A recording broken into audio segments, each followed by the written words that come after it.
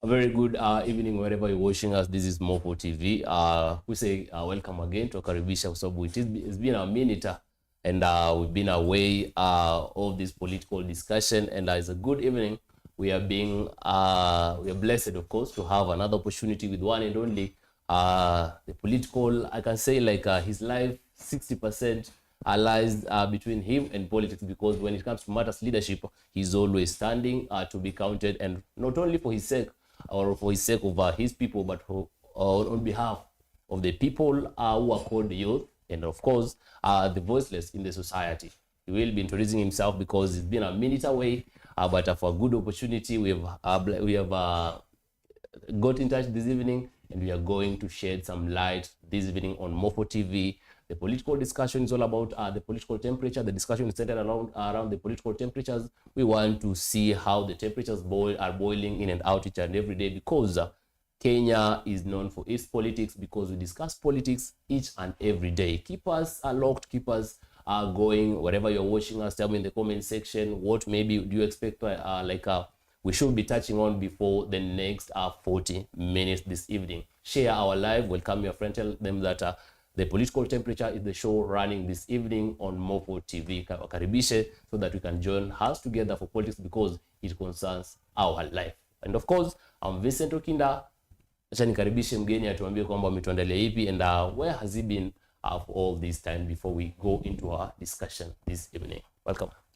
Thank you. Yes. My name is Swale Abraham, and I still remain to be who you have already introduced. Yeah.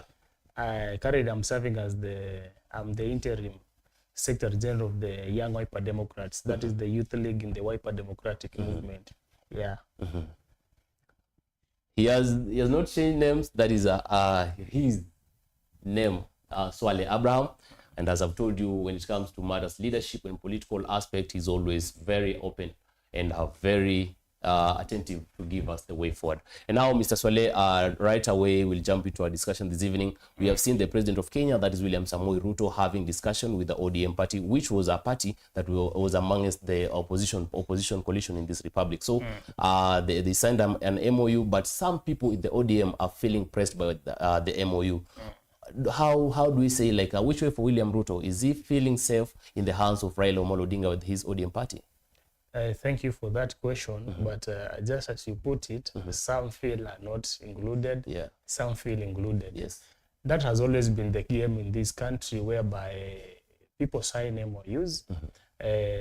It's kind of a choreographed game, whereby they already knew what was likely to happen after some time.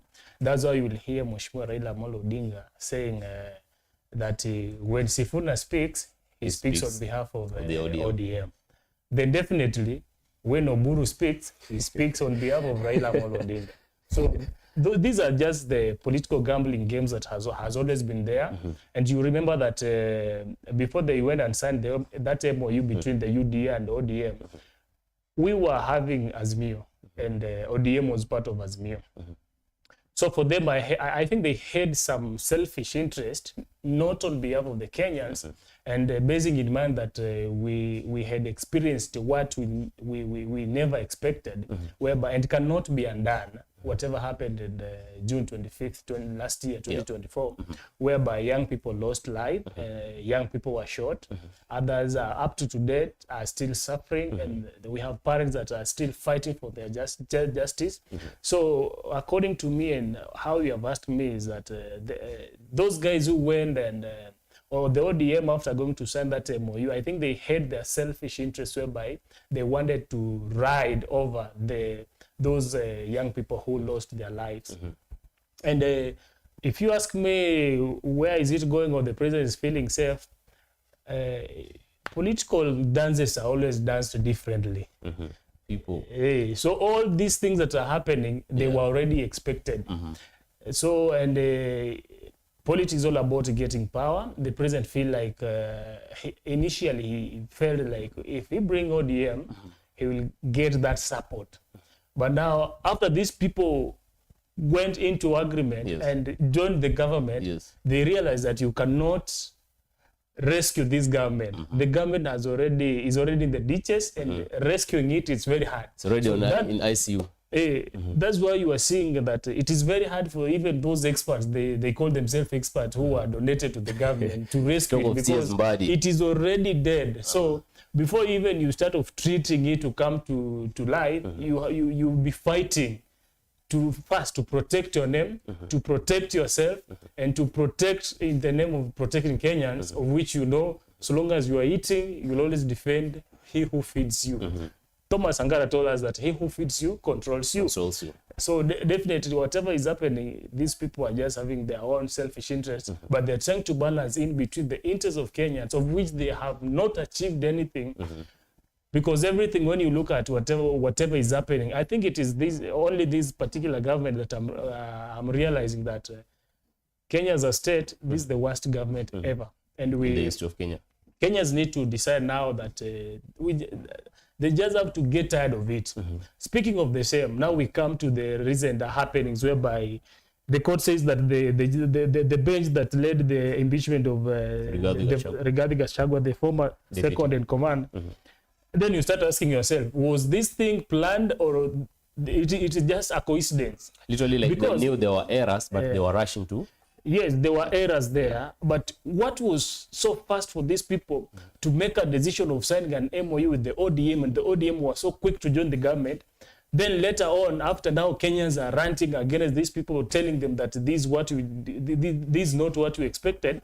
They are now another scene comes in place whereby now the court says that that bench that was formed, it was illegal, or the person who formed it, the deputy CJ, was not the person to have formed that bench to hear the impeachment of the DP. Yes. So, and now you come to ask yourself, you know, it is so funny that the game that is being played now, if that is what I think, this game was played by the current president, who was the DP, with Mheshimiwa Uhuru Kenyatta. That is William Samoei Ruto. Yeah, when they realized that during the TNN and the URP, they realized that they were less popular because they had done nothing. They were even borrowing and singing the country. Now they realized that now we might lose this election.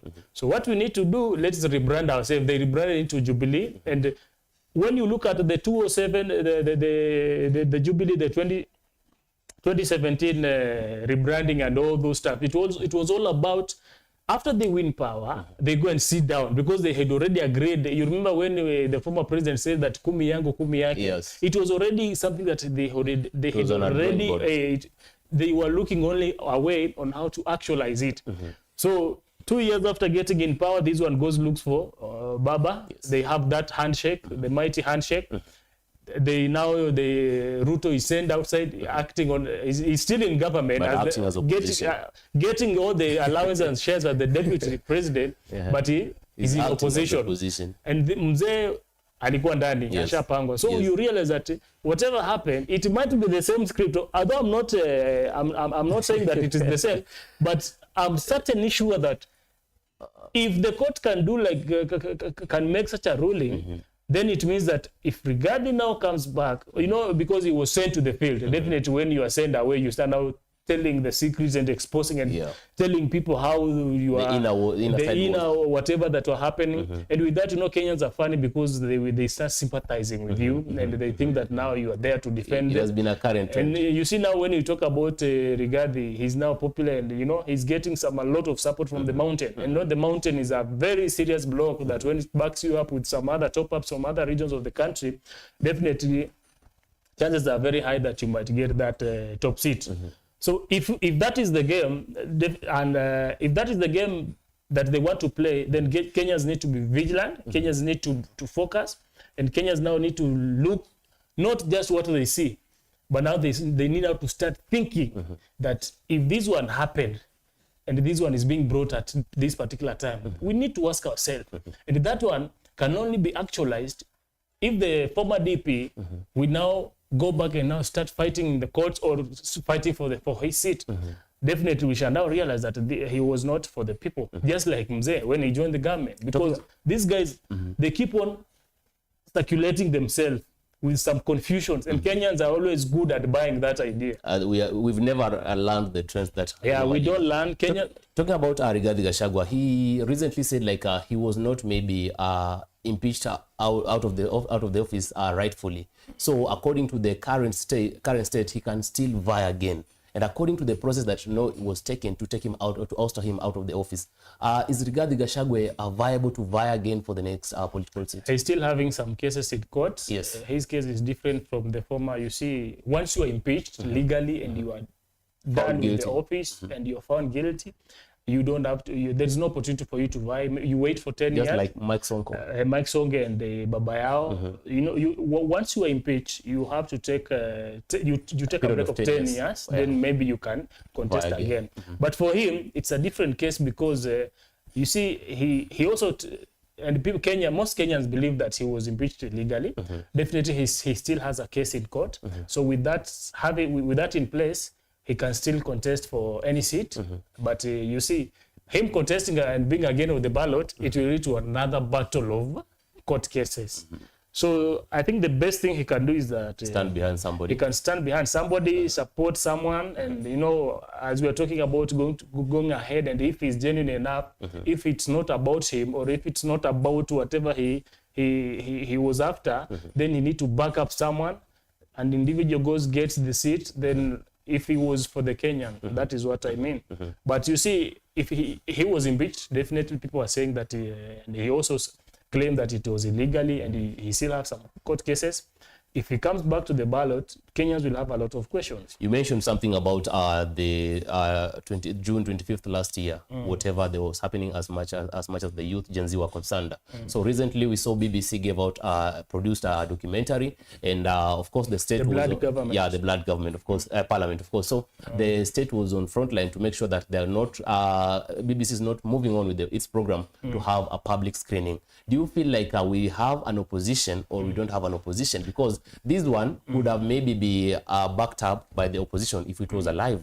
So do you feel like the state is also feeling a threat of anything that flashes on the government? Before even I respond on that, you when you were explaining, I told you that it was a blood government because definitely we don't even have the parliament. The parliament has already been belongs to people. It doesn't. The 13th parliament does not belong to the people. This one is working on behalf of the executive. That's why I was telling you it is already captured. It has been swallowed. Government. Anything they do, they do to save the government. So it is not for the people. It's for the... And as your question about if we have an opposition, we don't have an opposition. We only have people who are fighting for their shares.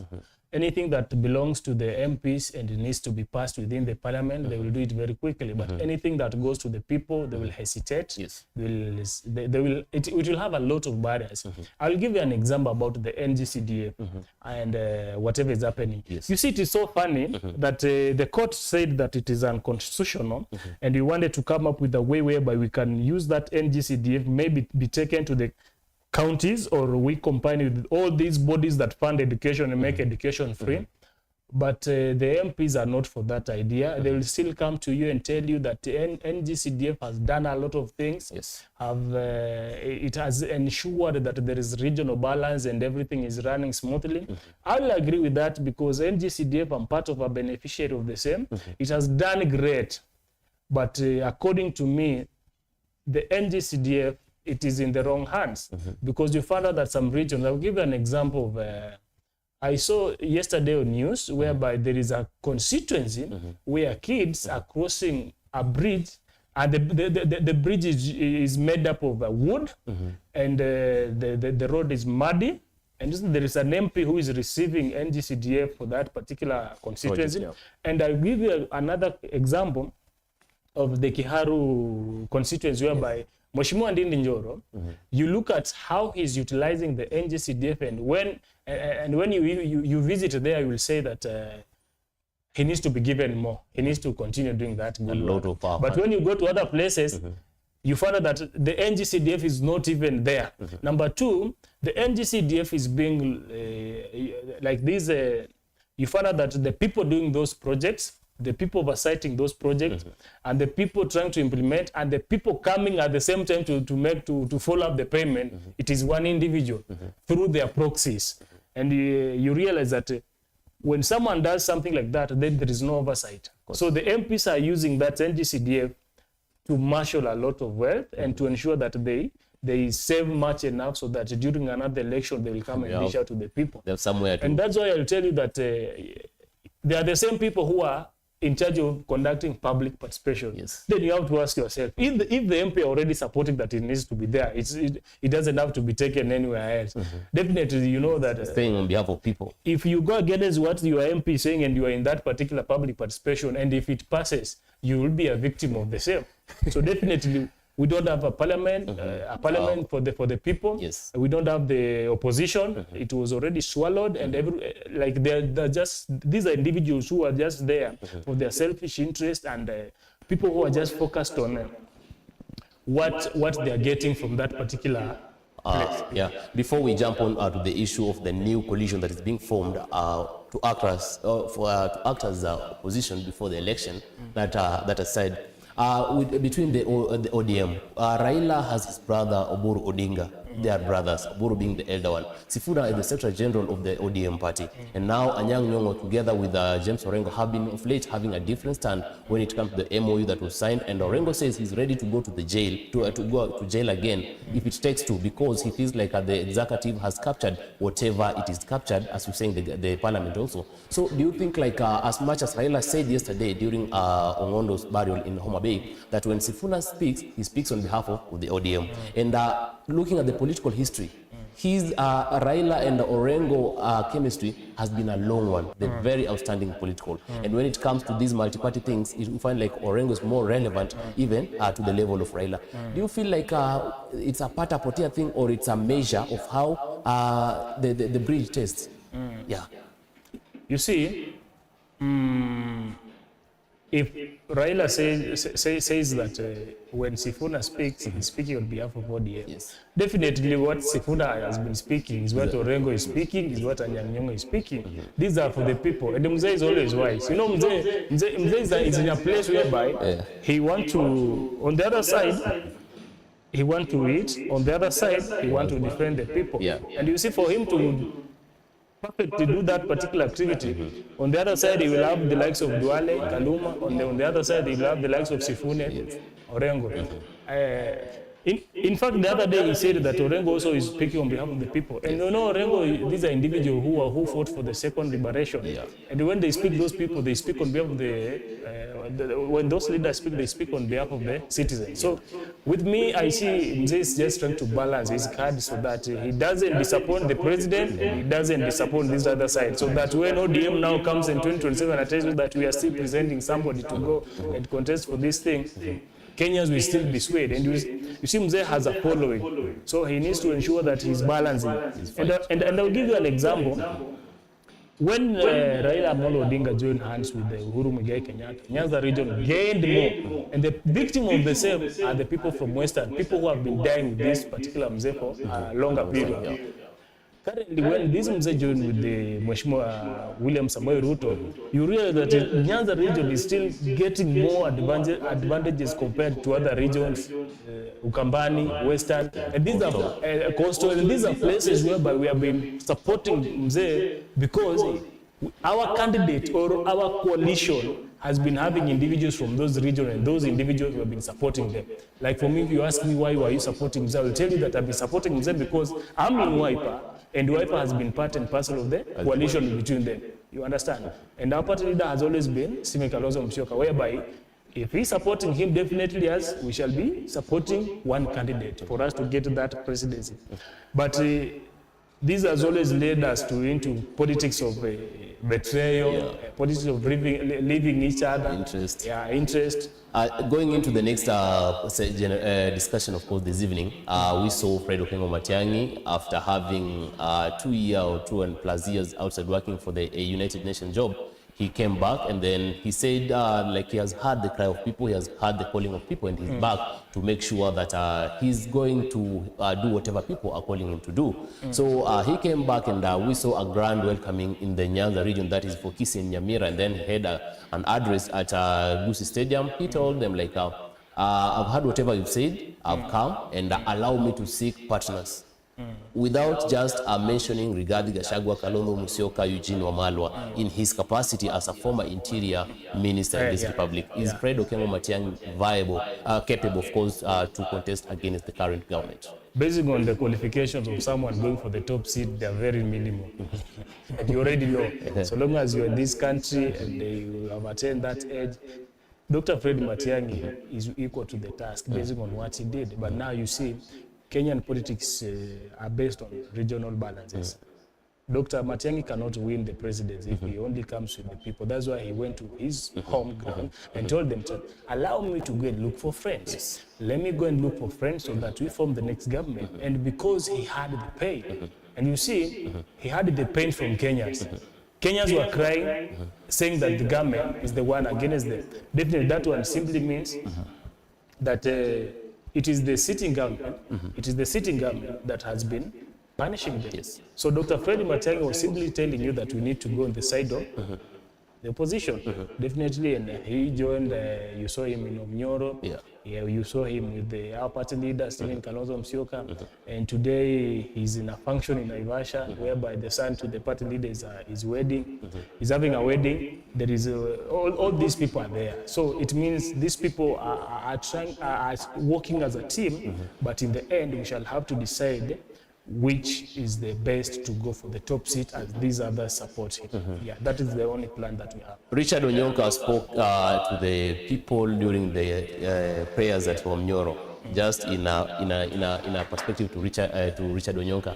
And then he said, like, we cannot have a Jesus coming to save this country. We cannot have a person who has never done anything that Kenyans felt like it was bad to come and save the country. So he was saying this in concern to Fred Okengo Matiang'i with how he acted in the previous regime under the president, the fourth president, that is Uhuru Muigai Kenyatta. Do you feel like it has reached a place where Kenyans need to accept a person who has done fewer sins, or maybe amefanya dhambi kidogo kuliko na yule amefanya dhambi mingi? No, but when you look at all the presidents, because the track record for him, we also know. You look at all the presidents, yes, and everybody has got their own challenges, their own shortcomings, but that one does not mean that somebody or someone cannot contest. So long as you cannot table that one into court, so maybe there is no case against him. The person is, you remain in that position that you are in until you are proven that there is something that you need to respond to that. So him speaking, and he's a good senator by the way, him speaking like that, he was simply telling us that all of us have got challenges and shortcomings, but it is us who can now see where we want to go and how we want to go. And definitely when he speaks like that, you look at I'll give you an example. You look at the former deputy president, how he was acting initially and how he's acting currently. Definitely that one simply tells you that he's a different person. But now you have to look at what he's doing now to the country, and is he the right person? And if he's the right person, you go also and look at the history of Dr. Matiang'i. You balance between the bad and the good. That is simply that is what the good senator was trying to put across. No saying is he or not, the kind of including you yourself and me myself. I know that I'm not saying, but there is that when you reach, there is a level when you reach and you say the interest of the country are more than the interest of an individual. So we now start to focus on the country. If you mean well, and after him speaking, you saw Matiang'i when he took over the mic, he told the country that I want to ensure that we restore trust in government, because there is no trust. Say if a government officer or an MP or whatever the position they are in stands somewhere and tells you that we are doing this, we are planning to do this, and that is the case where it led to someone throwing a shoe to the president, because they feel like you have been saying all these things and up to today there is nothing that you have done. So, and when you see someone throwing a shoe, it simply means that these people, a simpler message is just telling you that ask my shoe. Like we are tired, I've suffered, just ask my shoe. And when you look at the kind of shoe that was thrown, it has a different story. It has a deep story. You understand that? Yes. So when we continue like that and Kenyans don't trust the government, definitely they believe they can do away with you.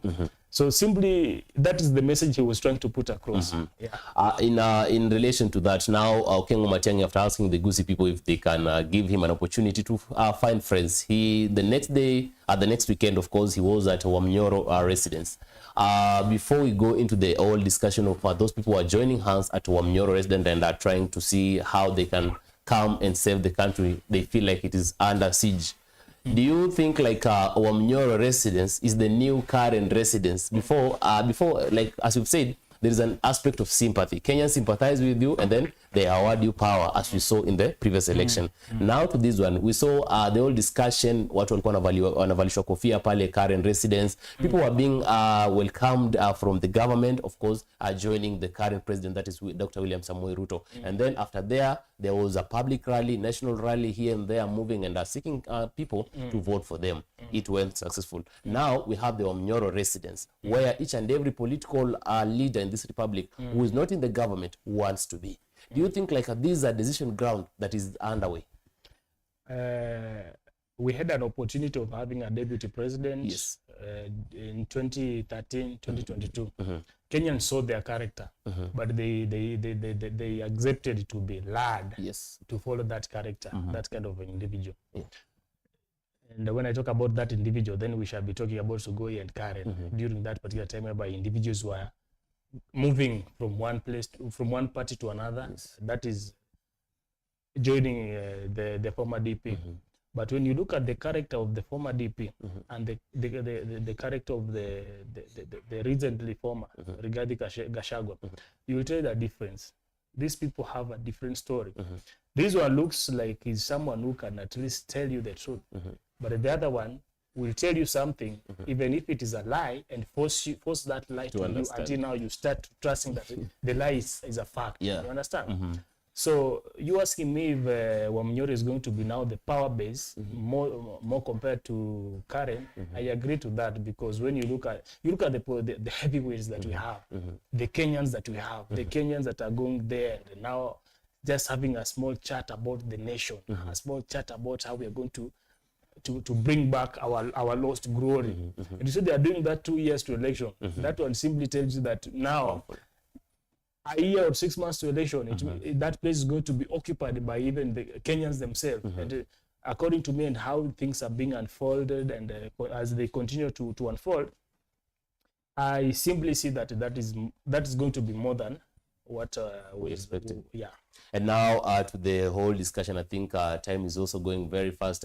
I believe our viewers, wherever they are watching, they're able to tell us how they see the issue of Matiang'i, if at all he has the capability to move forward and take over from the President William Samoei Ruto, or again, if the coalition they are going to form has the ability to bring the whole aspect of good leadership and deliver to the Kenyans. Because for 60 years, I think, as Swaleh has said, the government, people feel like it has not performed to its expectation as people had expected. So to the next discussion now that we are going to draw down to the youth, those people who have united and brought back their faith to build again and go seek the presidency and the leadership of the country in 2027. We have seen Rigathi Gachagua, Eugene Wamalwa from Western, Cleophas Malala, of course. We have seen former vice president, that is Kalonzo Musyoka, of course, the leader of Wiper Party. Eugene Wamalwa is the leader of DAP Kenya, and we have seen all these small parties. But for Rigathi Gachagua, he says they are going to form a party. A party that will speak on behalf of the people of Mountain. They are doing away with the Jubilee government. I don't know if they have decided to build a new home. So to the question, do you feel like how watu muungana pale kwa Wamnyoro and that they are speaking a language that Kenyans want to hear? Do they have the capability? And if at all Fred Kengo Matiang'i is to be joined by somebody who is standing behind him or in front of him for the presidency? For the president, that one they will decide when the right time comes. But you have an idea. I have an idea. A member of Wiper, and personally, when you ask me, I will tell you that we only have one presidential candidate, of which it is Dr. Stephen Kalonzo Musyoka.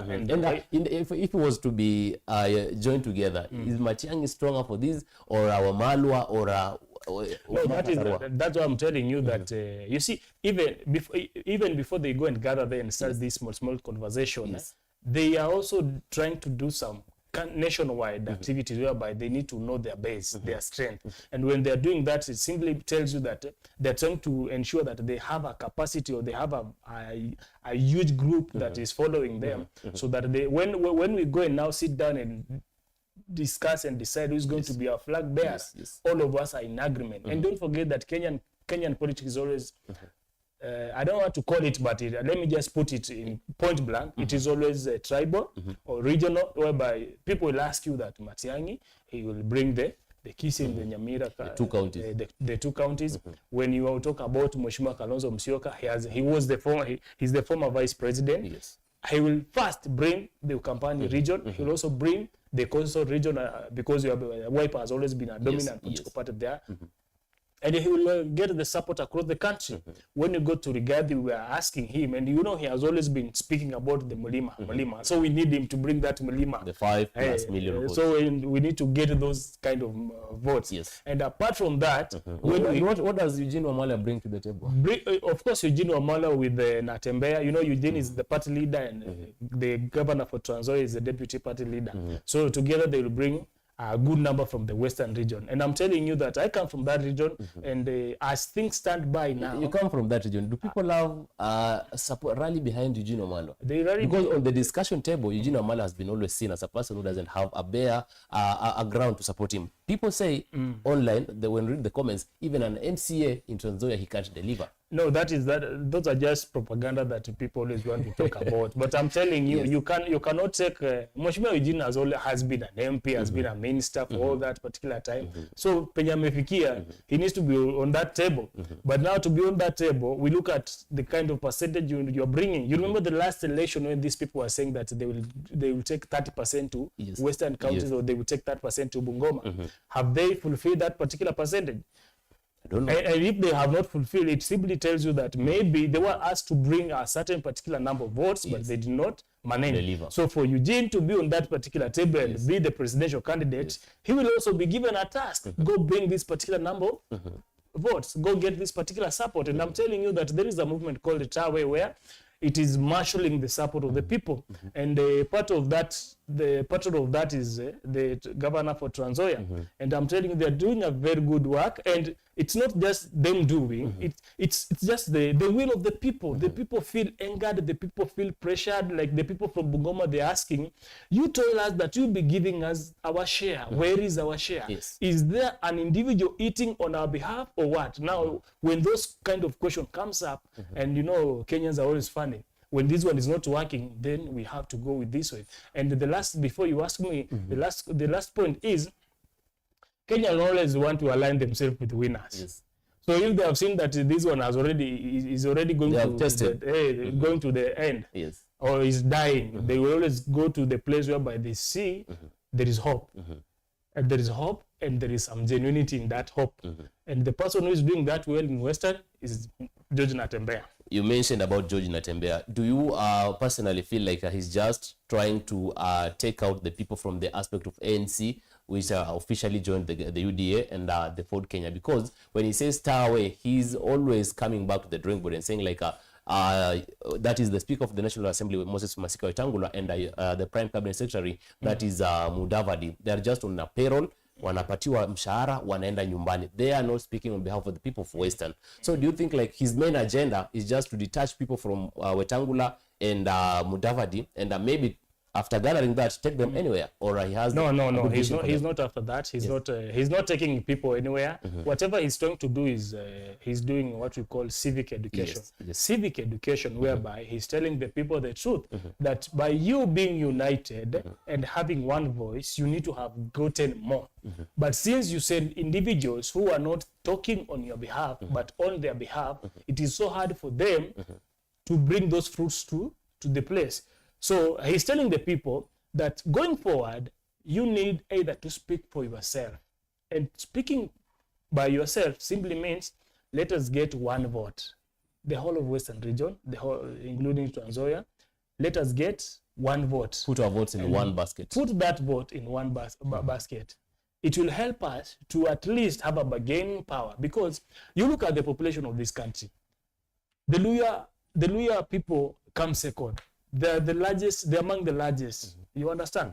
But when you look at in terms of percentage and power sharing and all this and economic empowerment, you find out that these people are still struggling. And I'm telling you, we are still struggling. You find there is a teacher who graduated maybe 2011, 2010, 2013, those years. He has never not been gotten a employed. TSC But number. you go to another region, you find that they have employed almost everybody. Even the one who is yet to graduate. They're only talking about it is 2025 now. They're looking for someone who is yet to graduate so that they give them employment. And that one only happens if you have good people Yes. who thinks about the community when they're in government. Yes. If you lack those kind of people, definitely you shall continue suffering.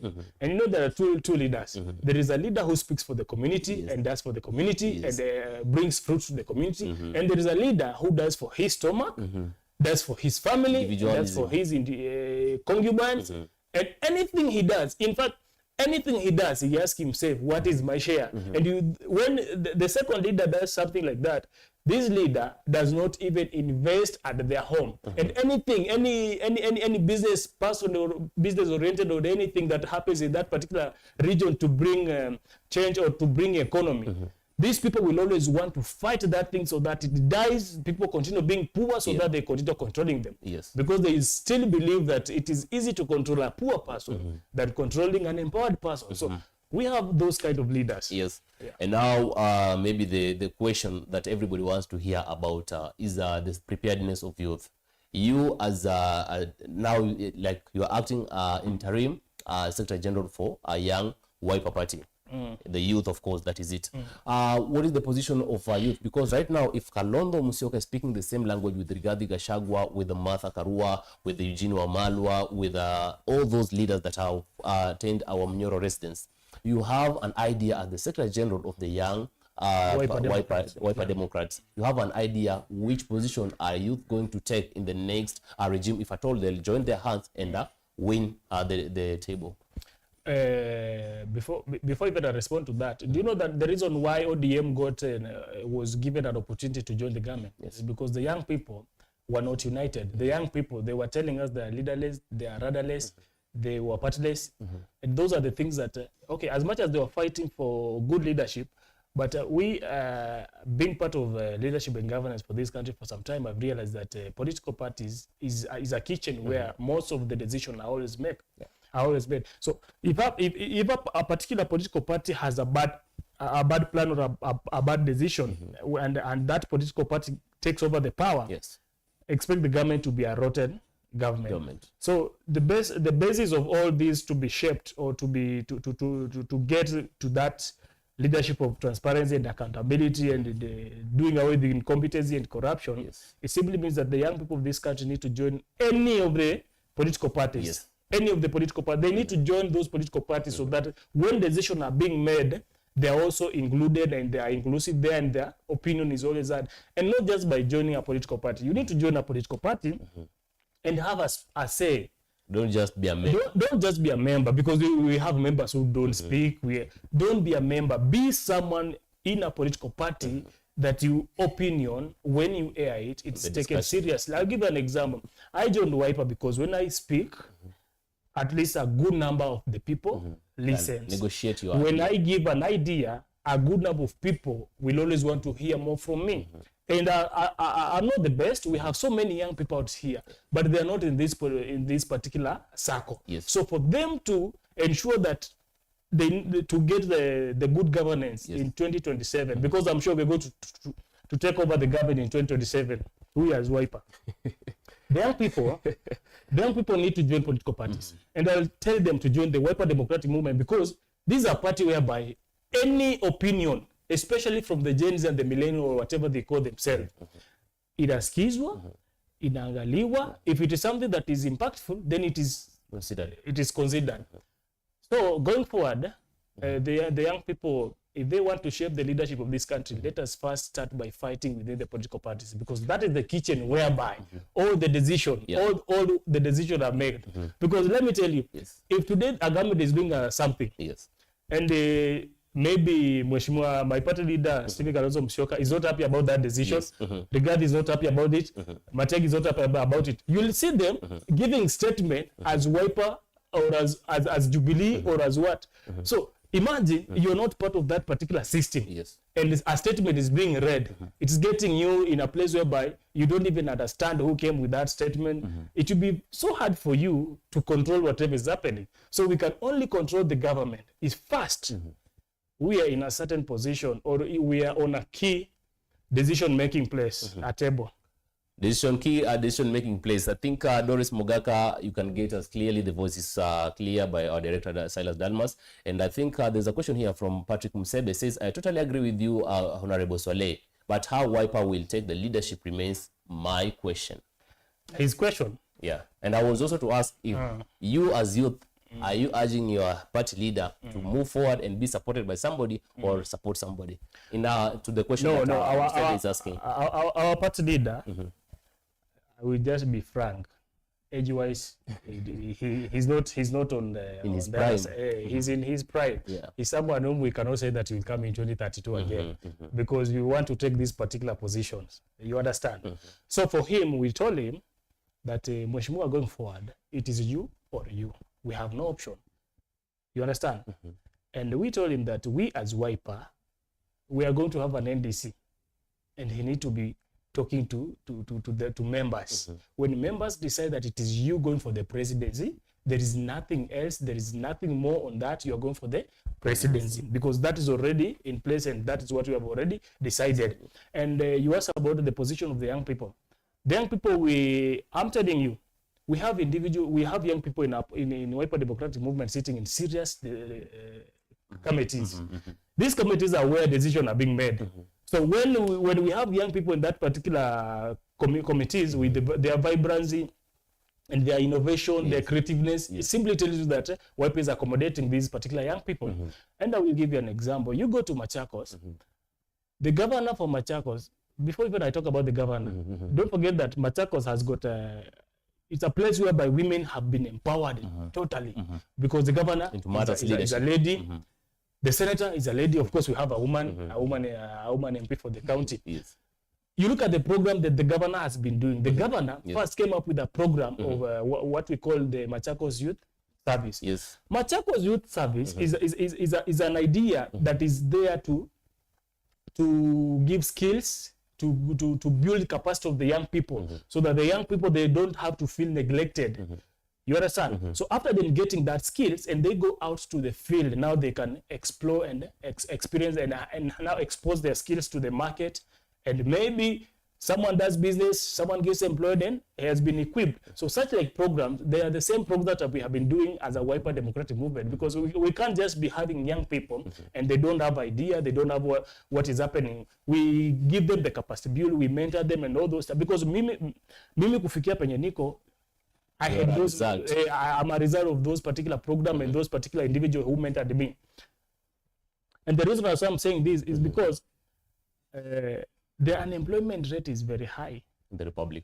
You understand? Yeah. And when the unemployment rate is high and people are hungry, people don't have money, you know, it is only when you are hungry and you are broke, when you start being creative with having good ideas. So young people with those mighty and big ideas, we need to put now those ideas into action. And you can only put those ideas into action if you are part of that system. Nobody will ever come to your room, you are sleeping, you are typing, or you are, laptop typing and making a lot of noise on social media, and without being on that particular system, it doesn't make change. So for us now to be key decision makers, and at least now, because the people, for example, the Machakos governor has done that particular program, and you have another idea, she can only get that idea if you are part of the system and you can convince her that we can also try this. So for us young people, we need to at least reduce the social media typing and ranting a lot of things, and now decide to go physically and be part of the systems that are making decisions for this country. As you finalize on the aspect of us as young people, you have said your stand as the youth in the Wiper Party. Which if now you are presidential aspirant, that is Stephen Kalonzo Musyoka, the former vice president. If I told there is somebody who's better, very focused, because for a long time he has been called names as a very a person who fears like akona woga flani, and I don't But want of to course, before even you ask that question, Yes. but of course, people who have always labeled him as those particular names, Yeah. these are individuals now you can see who are those particular guys. Because if you tell me that Ana Msimamo, Yeah. you can now see, since politics started, Yeah. nani ndio Ana Msimamo. Currently, he is the loyal opposition leader from standing for the people. And you can ask yourself, wale wengine wenye wanakuwa wanasema ati sijui Ana Msimamo ni nini, wako pande gani? So I want to ask this, Mr. Swaleh, what if maybe he will hear you as youth and then go to the negotiation table? On the negotiation table, I've told you there is Matiang'i, and there is Rigathi Gachagua, there is Eugene Wamalwa, Martha Karua, and all those politicians who have joined hand. And what if he's not going to be the flag bearer for the coalition that is going to be formed? Are you going, some of you are going to depart his camp and support maybe the other camps, or are you just going to team up together and make sure that you are getting something in the next government as party, Wiper Party? You see, that one, Mheshimiwa Kalonzo Musyoka is our presidential candidate. Yes. And he's going for the presidency, nothing less, nothing more.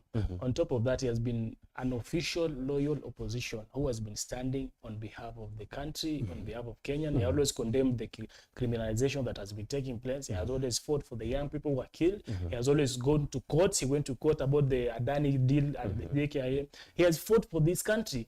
So you now asking me that when they are going to that particular table and now start to discuss, and now they feel like he's not going to for the president, he's going for something else. It doesn't make sense to us. It doesn't make sense to any loyal particular So Kenyan. you are just because we are focused for the presidency, and I can give you another reason.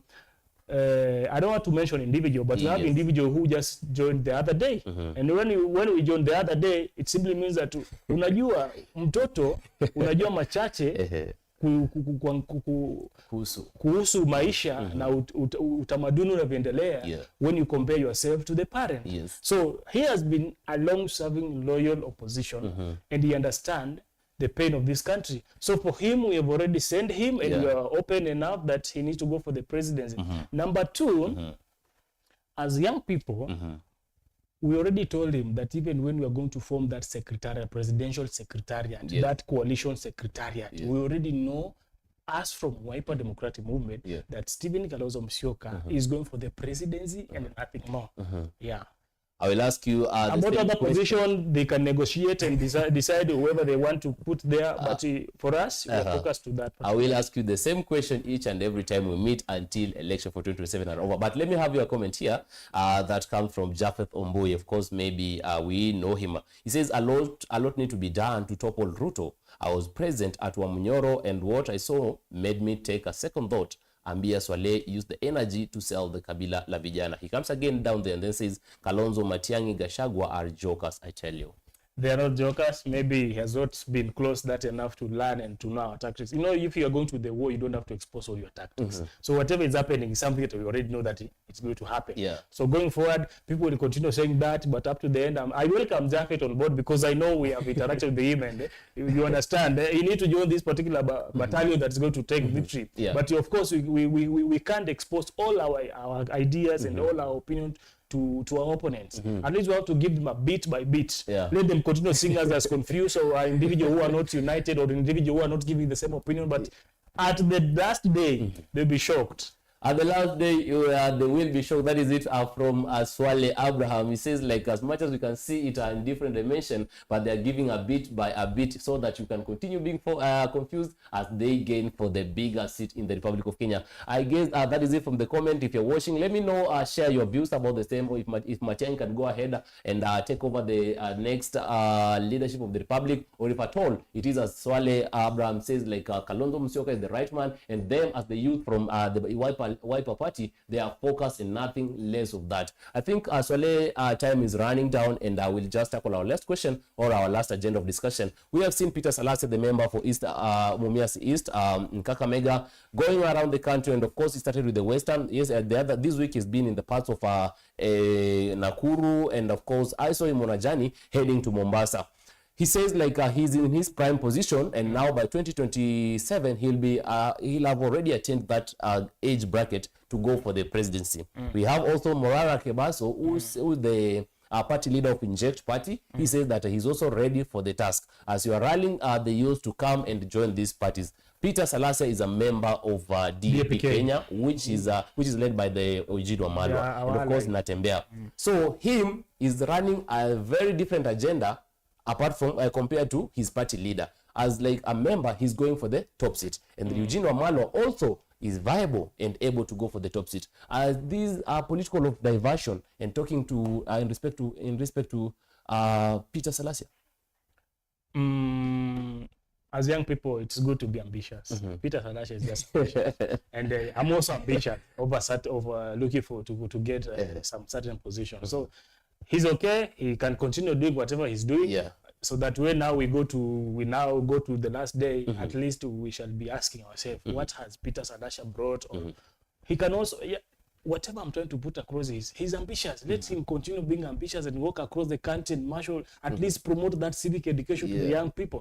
Morara can also continue doing the same, injecting and putting everything that he's putting because he's ambitious. But when we shall be going to the ballot, now we shall be asking ourselves to judge between where we want to go and how we want to go. We shall be choosing between who was telling the truth and who was being said, because at the end of the day we shall now come to realize that maybe they were not open, they were not genuine. Because when I don't want to talk about Peter Salasya so much, because I know he's an MP, yes, he's a serving MP, he has a mortgage, he has everything, but you ask yourself, where is he getting all these funds and working across the country?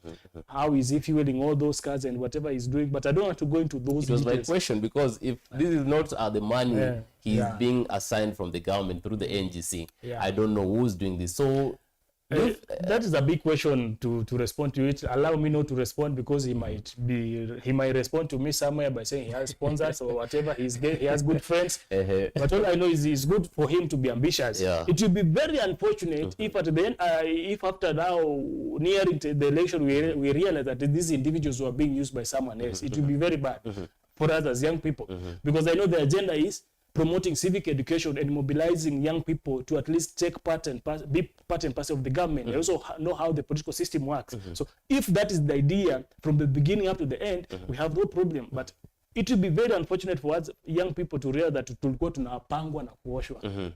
That is my call. It will be very unfortunate to know and to realize like tulikuwa tunapangwa na kuoshwa is a big question. He says like he's not ready to answer that question, where maybe this funding for Peter Salasya is coming from. I think as we go by each and every week, we'll get the answer for that. I don't know if there is a new comment. Of course, I see no comment. Other those just that Swale has already responded to. So that is it. As we finalize this, Swale, maybe as the youth of this republic, and with or without even linking us to different parties, what do you feel like is our stand? Do we need to come up with more parties, or we just have to believe again, join the parties and because I know in a person you are a leader, and of course if at all you have any seat you are eyeing in the next election, because I know you in a person, you know the leadership aspect in this republic, and you can take up the mantle if assigned.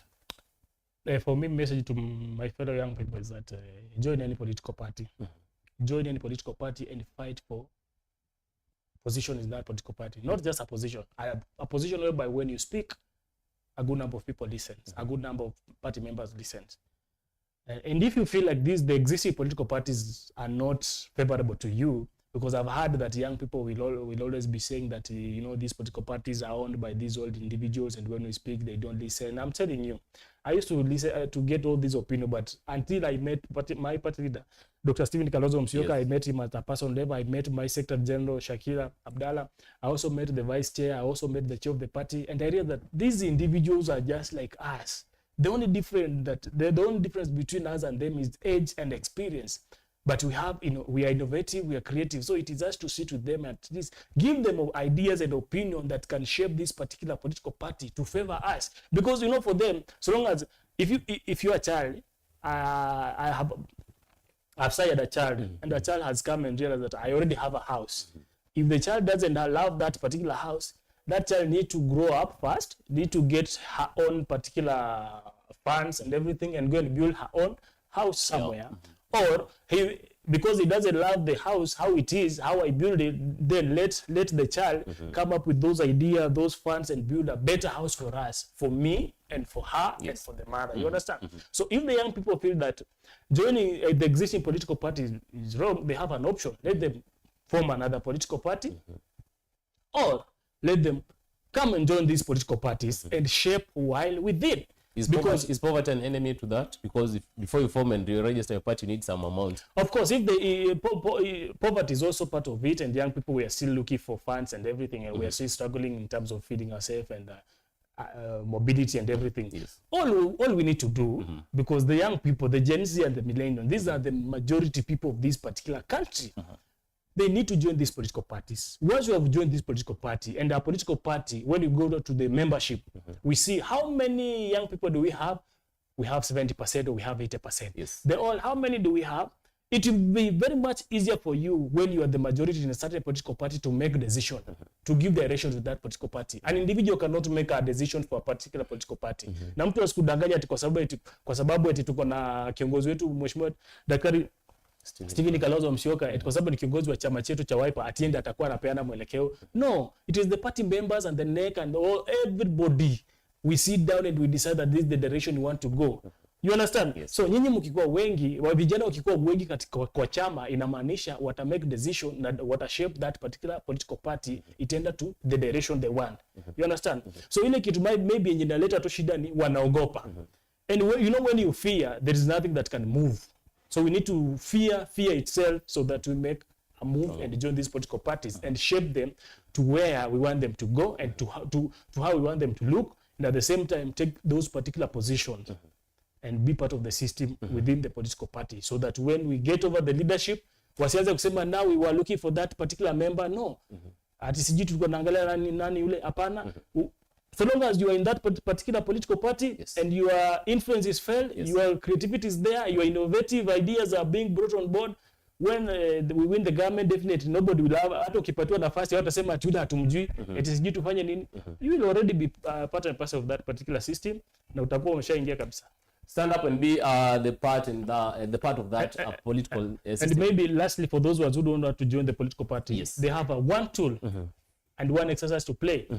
Register as a voter, go and vote during the voting day, protect that vote, and ensure that you vote in the wise people. And the wise people are already known. We already have presented to the Republic, Dr. Stephen Kalonzo Musyoka. So let them go and make that decision. Si tu useme unapiga kelele mingi na una kadi ya kura, una kitambulisho, inafika siku ya kura umelewa, siku ya kura umepotea. No, hatuwezi fanya hivyo. For us to shape this particular country, yes, join a movement, yes, or yes, be a wise voter, yes, and be a protector of your vote. Only that. Protect your vote, of course, and be a movement, of course. And you can only be a movement if you're joining hands to speak through one vote. That is it from Swale Abraham. I don't know if there is a new commenter.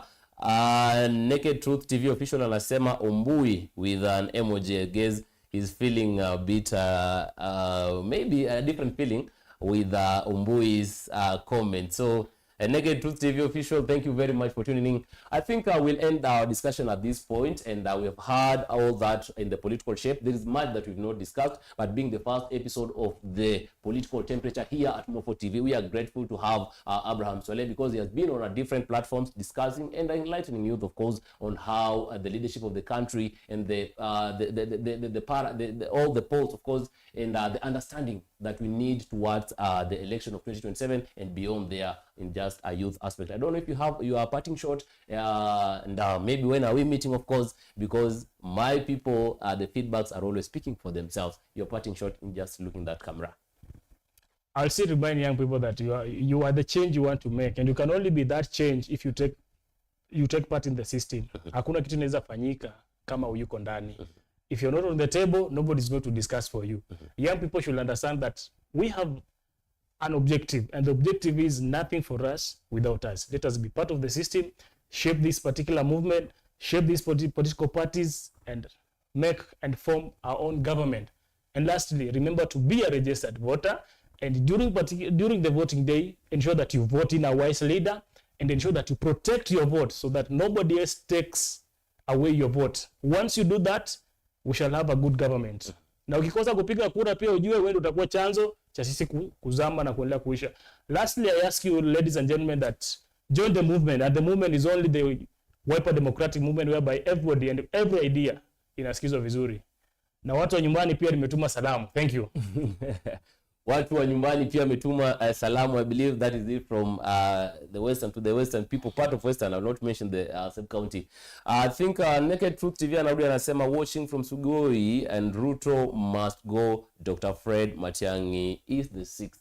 I don't know about that, but I believe we cannot open that discussion once again because he has already closed that chapter. It is a humble opportunity. We had this discussion this evening. Keep sharing, keep inviting your friends, because here we are going to have it more and more of this through Abraham Swaleh, because I've told you he has ultimatum, a maximum understanding, of course, when it comes to matters leadership, and him being a member of our young Young for Democrats? Yes, of course, a member of Wiper. He has it much when it comes to the arrangement and the position that youth can have in the next regime, if at all the president, William Samoei Ruto, will not gain the second position, second term, of course. So that is it. Imekuwa furaha Buda, nashukuru sana. Thank you. To the next episode, I look up to you as we continue shedding light about this political and more of leadership. I'm Vincent Okinda, to the videographer and the producer and the person who has made this happen, that is Silas Dalmas. He has been behind the camera, and of course he has made this happen in good faith. Until the next episode, I'm very happy. Goodbye. See you again.